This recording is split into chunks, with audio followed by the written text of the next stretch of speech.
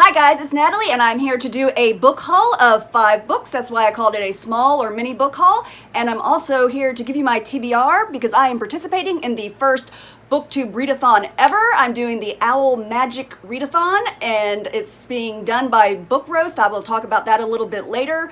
But I first wanted to say thank you to all of the people out there. When I put up that 1-minute video last week where I had no makeup on, my hair was dirty and I just looked horrible, but I was at my wit's end. I was just over it.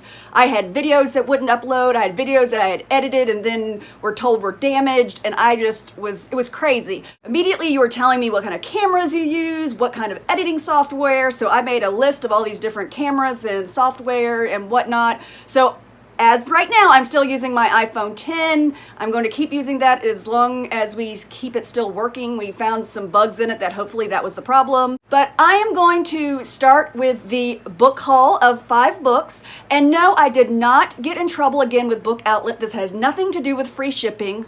Actually, that's not really true. This sort of does also have free shipping as a problem.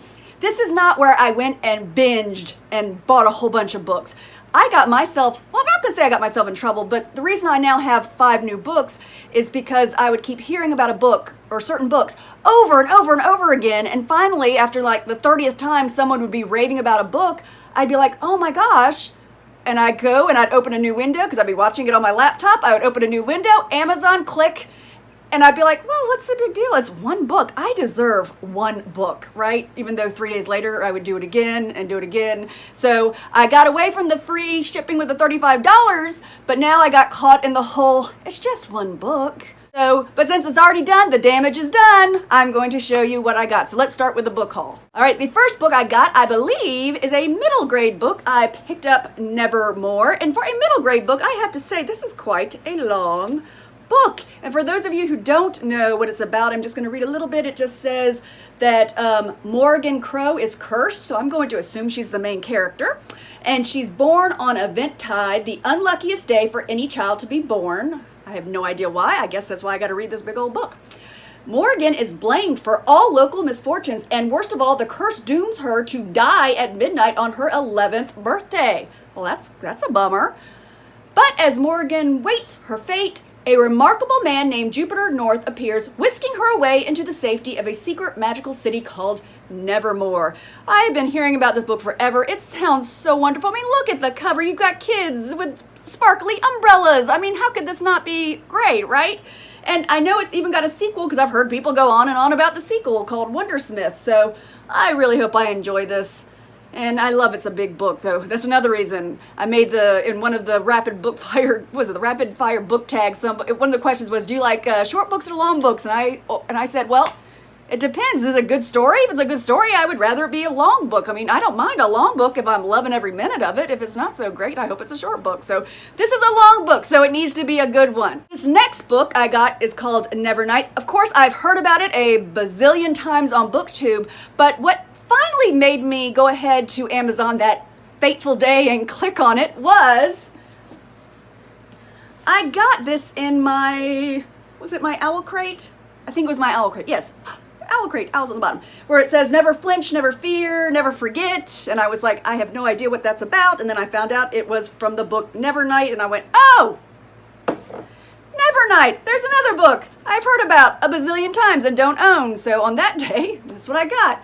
It says, in a world where the suns almost never set, suns, not one sun, suns never set, a woman gains entry to a school of infamous assassins, seeking vengeance against the powers that destroyed her family.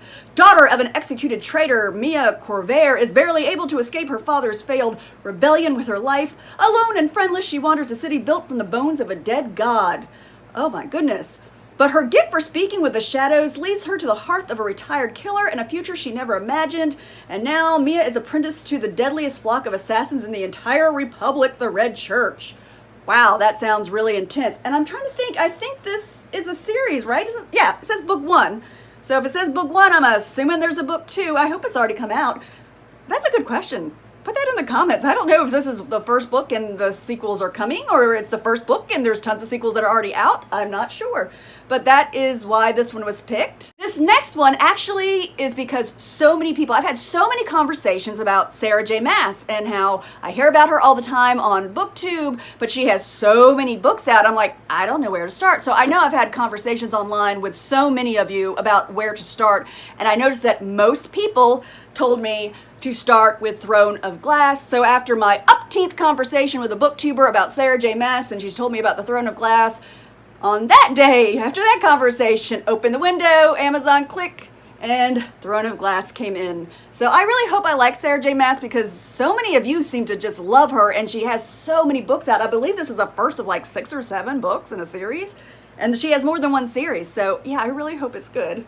Now this next book, I'm surprised it took me this long to get this book because it's the perfect combination. My favorite genre is mystery thriller, then I would say second is young adult, and then third is fantasy, and then fourth I would kind of clump everything else, historical fiction, sci-fi, contemporary. And I picked up Truly Devious, which is supposed to be a YA mystery thriller type of a thing. If you don't know what it's about, I'll read it briefly. It says, Ellingham Academy is a famous private school in Vermont founded by an early 20th century tycoon for the best and brightest students around. When Ellingham's wife and daughter were kidnapped, the only clue was a mocking riddle listing methods of murder, signed with the frightening pseudonym Truly Devious. Their disappearance became one of the greatest unsolved crimes in history, and then many years later, true crime aficionado Stevie Bell is set to begin her first year at the academy, and she is determined to solve this cold case. So this sounds amazing, taking my 2 favorite genres and blending them. It even says, New York Times Book Review, the Agatha Christie-like ecosystem pairs with contemporary wit, a multi-layered modern detective story. And this one I know has a sequel that's out, so I can't wait to get to this one. And this last one is a book that I have been telling myself, you need to read this book. It's just a book that I think needs to be read, but I was very hesitant because of some of the content. I knew that it had a lot to do with the time of World War II, and then the Holocaust and dealing with maybe Jews in concentration camps and whatnot. I don't know the specifics, but I knew it kind of was about that a little bit. And as soon as I hold it up, you're going to be like, oh my gosh, yes, you have to read this book. So I did go ahead and get The Book Thief, which I did not know was such a long story. The reason I finally picked it up is I ended up, once again, having a conversation. Somebody was doing this in a wrap-up, and they talked about how they felt super sensitive about that topic as well. And so I started a conversation. I said, I want to read that, but anytime somebody talks about the Holocaust or any kind of genocide in general, obviously the Holocaust is not the only time in history that's horrible, or, but I said, I'm ultra sensitive. I said, I can't even bring myself to watch Schindler's List. I tried to watch part of it, and I literally got sick to my stomach. And she said, oh, I am with you.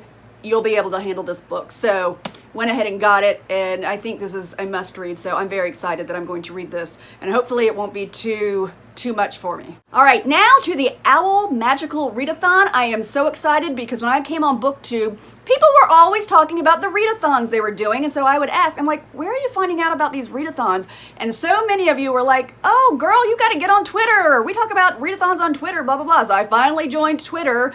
I'm getting somewhat good at it, and I finally found out about a readathon. And when I started hearing more about it, and then I went to Book Roast's channel, and she's the one who's putting this together, and I have to say, this is an amazing booktuber to put all this together because it's quite a lot, but it is so much fun. So basically what we have is she has these PDFs that you can print, and of course I had to print them out. So you start off, and basically it's like you're taking your owls. So you have all these wizarding careers that you can pick. Now I'm going to let you guys know right now, I know some of you are going, I know all this, I'm doing the readathon. So what I'm going to do is I'm going to explain this readathon to all the people who don't know what it is, especially like my friends and family who I know have no clue what it is. And when you see me do this, that's when I actually will go into my TBR. So if you want to kind of fast forward the video and not hear my explanation of this, that is absolutely fine. But I will definitely let you know when to come back. So anyway, to the people who do want to know, so you pick a wizarding career, and depending on what career, you find out how many owls you have to take. And some, like if you want to be an alchemist, you have 12 owls. Well, each owl corresponds with a book. So that means you would need to read 12 books in April, because it's in the month of April that we're doing this. So I'm not going to read, even though there's a description of every kind of job, and there's a list of every owl that you have to take for that specific job, but I'll just the jobs are like this. In this book, you can be an alchemist, an astronomer, or an aurologist, which is not an auror. An aurologist is somebody who has something to do with studying people's auras. So it's not the same as an auror. Even though there is an auror, you could be that. Broom maker, curse breaker, healer, herbologist, Hogwarts professor, journalist, librarian. Let me see if I can say this next one. I always stumble on it. Magizoologist. Oh, I got it. Yes. Magizoologist, metal charmer, mind witcher wizard, ministry worker, potioneer, seer, and wand maker. So even before I even opened this up or started looking at it on my computer, I was like, oh, I hope there's something that's teaching, because that's exactly what I would do. So obviously I picked Hogwarts professor, which actually worked out kind of good and bad. It's kind of good because you're very flexible on which owls you do, but it's also kind of bad because it's got 7 books, and usually I read each month between 6 to 8 books. So 7 books is quite a lot for me to do that I have to do for a readathon, but I had to do it. But because there's some leniency, basically with some of these jobs, you are told you have to take this owl, this owl, this owl, this owl. But with Hogwarts professor, the only one you have to do is Defense Against the Dark Arts. Then you also need to take an owl in the subject you wish to teach, and then you just get to pick 5 additional subjects of your choice. So I have 7 books. So once you figure out what owls that you have to take, there is a sheet like this, and each owl corresponds to a type of book. So if you have ancient runes, you need to read a book that is a retelling, which is so big right now. There are so many books that are retellings. So that is not hard. If you're doing arithmancy, you have to do a work written by more than one author. If you're doing astronomy, you need to find a book that has star in the title. If you want to do care of magical creatures, you need to find a book that has a land animal on the cover. If you do charms, it says age line, read an adult work. Defense Against the Dark Arts, it says reducto, you need to find a book with a title that starts with an R. Divination, you find a book that is set in the future, which that makes sense to me. Herbology, you need to find a book that has a plant on the cover. History of Magic, you need to find a book that was published at least 10 years ago. Muggle Studies, you need to read a contemporary book. Potions, it says potions, next ingredients, sequel. So if you are going to do the potions owl, you need to read a sequel. And then Transfiguration, you need to read a book that has either sprayed edges or a red cover. So let me let you know what I'm going to be doing. So I need the people who did not want to hear all that, who already know all that, to come back. So I'm giving you the signal to come back. I'm going to tell you what my TBR is now. Okay, if you fast forwarded, I just told them that I'm going to be a Hogwarts professor, so these are my owls. Since I'd have to do Ancient Ruins, which is a retelling, I'm going to be reading Brightly Burning, which is supposed to be kind of a sci-fi retelling of Jane Eyre. I know a lot of people have really liked this book. I really liked when I read Marissa Meyer's sci-fi retelling of Cinderella when I read Cinder, so I hope I have the same luck with this one. So this will be for my Ancient Runes owl. For my Defense Against the Dark Arts, because I need to find a book that starts with an R, I picked, speaking of Marissa Meyer, I picked Renegades by Marissa Meyer. And I thought this is a great book to pick for Defense Against the Dark Arts because it says the Renegades are a syndicate of prodigies, humans with extraordinary abilities who emerged from the ruins of a crumbled society and established peace and order where chaos reigned. But Nova has a reason to hate the Renegades, and she is on a mission for vengeance as she gets closer to her target.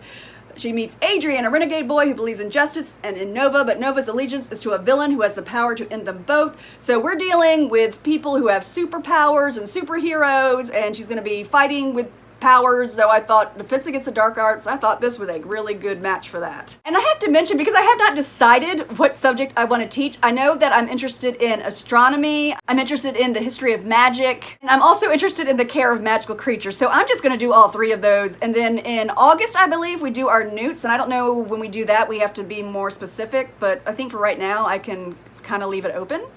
So since I need to do astronomy and you have to have star in the title, I'm doing The Stars Never Rise by Rachel Vincent. This was in one of my book hauls. 16-year-old Nina Kane should be worrying about her immortal soul, but she's too busy trying to actually survive. Her town's population has been decimated by soul-consuming demons, and souls are in short supply. Her and her sister are all alone, just trying to survive, and then Nina discovers that when Nina discovers that Melly is keeping a secret that threatens their very existence, she'll do anything to protect her, because in New Temperance, sins are prosecuted as crimes by the brutal church and its army of black-robed exorcists.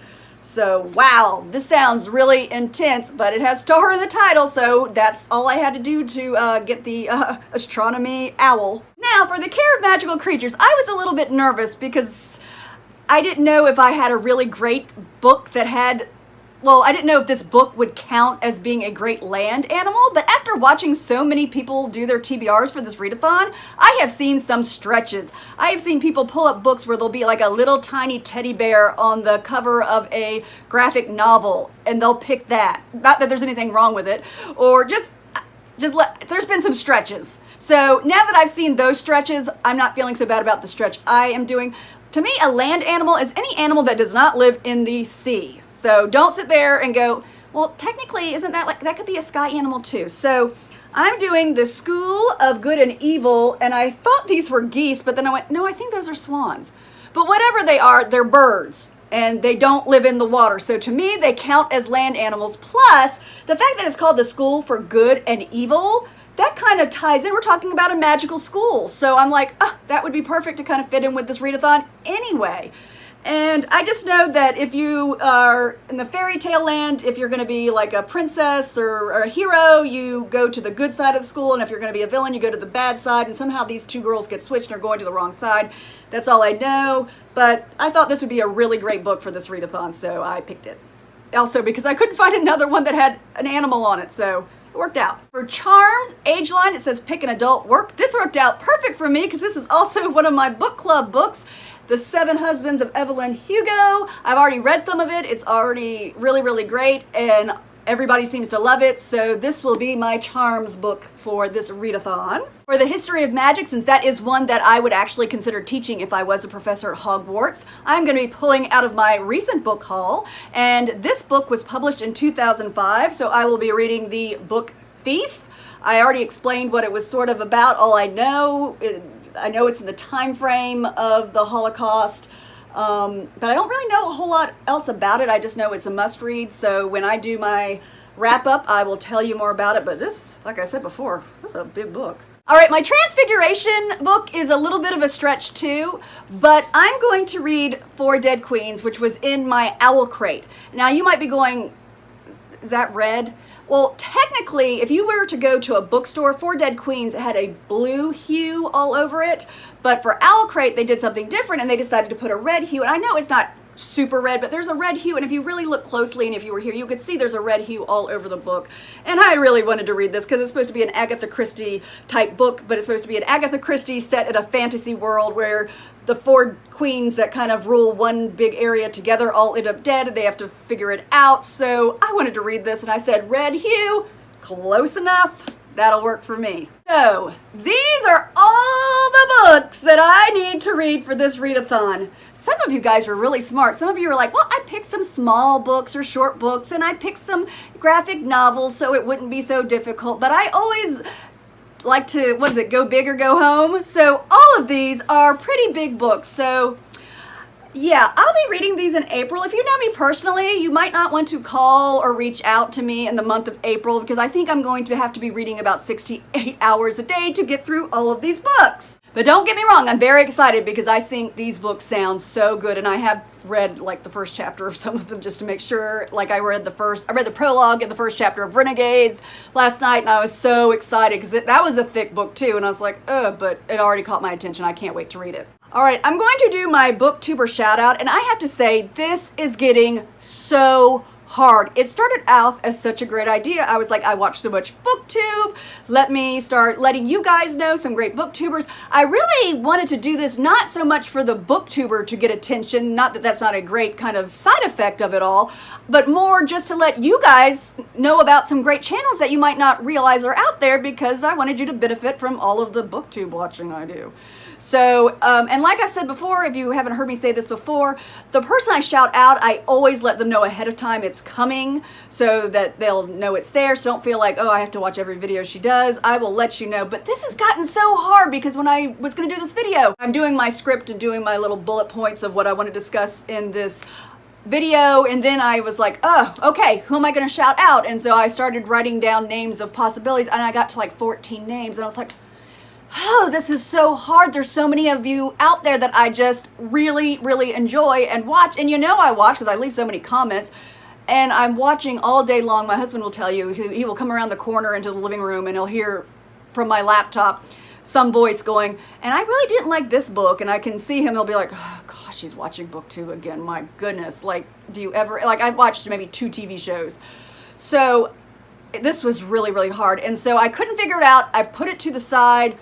I started getting ready because at my age, it takes me a while to get camera ready. If you saw that 1-minute video I did with no makeup and no hair, you probably went, whoa, she has to do a lot to get ready because I look a lot different.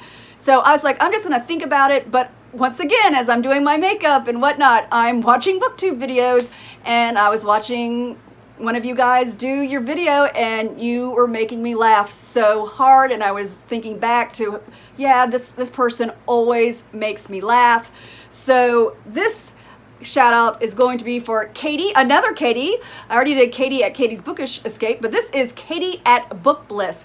And I found her kind of differently. I find so many people when they do their newbie tag, I like to watch the newbie tags because I'm a newbie. I've only been here for about 5 weeks. And so it's a great way to meet new people. And I watch the whole videos. I listen to what your questions, I try to answer your questions. And I know a lot of you are going, yeah, that's how we met online, as you made a comment on my newbie tag and I commented back, and ever since we've been watching each other's videos.